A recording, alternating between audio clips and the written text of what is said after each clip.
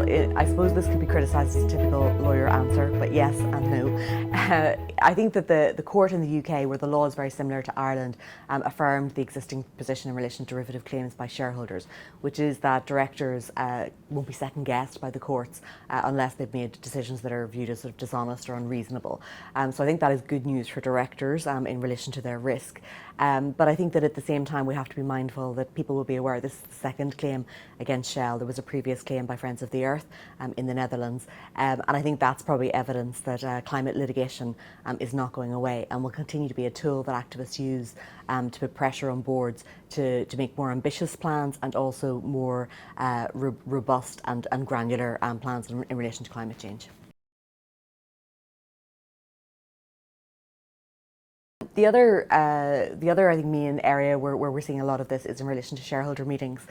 So we're just at the end of another AGM season, and we've seen ever-increasing numbers of shareholders either seeking to bring resolutions or seeking to vote against directors on the grounds of ESG issues, whether that be a lack of diversity on the board, it may be social issues like fair wages or working conditions in the operations of the business, and of course also on environmental and climate issues.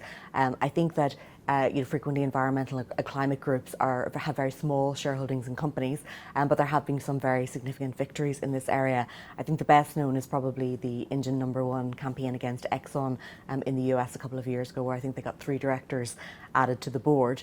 I think that those groups have been successful in I think bringing a lot of spotlight to this area.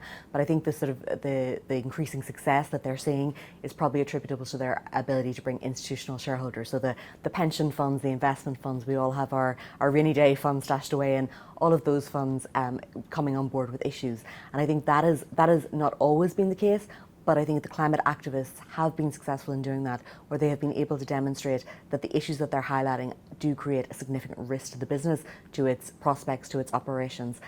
That is a very potent combination, and I think one the companies need to watch out for next year's AGM season.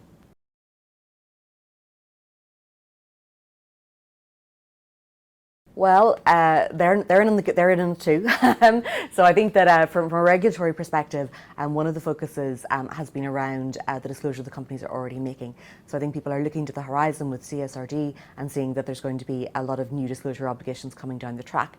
But many companies, whether voluntarily or because they are required to do so, already make very significant disclosures about ESG issues in public documents that they issue on their websites and so on. Regulators have really started to look at that. When they're looking at the accounts, they're also looking at the other statements that are there and trying to see if they're equally robust and can be stood up to the same standard. I think this is something that, again, we're seeing a lot more activity in this area. Further, those types of statements, as I say, many of them are made by companies who are not required to make that type of disclosure. And what is interesting is that over the next couple of years, as we see CSRD introducing disclosure around suppliers and customers, people in the supply chains of very big companies, even businesses that currently are nowhere on the radar of this type of issue, will start being asked questions by their customers and their suppliers about how robust their information is, whether the data can be relied upon as it rolls into the other companies' data. So I think that is an area where we will see, not a legal requirement, not a regulatory requirement, but a commercial requirement for ESG to really be at the forefront and for companies to be very comfortable with both the clarity and the robustness of the information that they're publishing.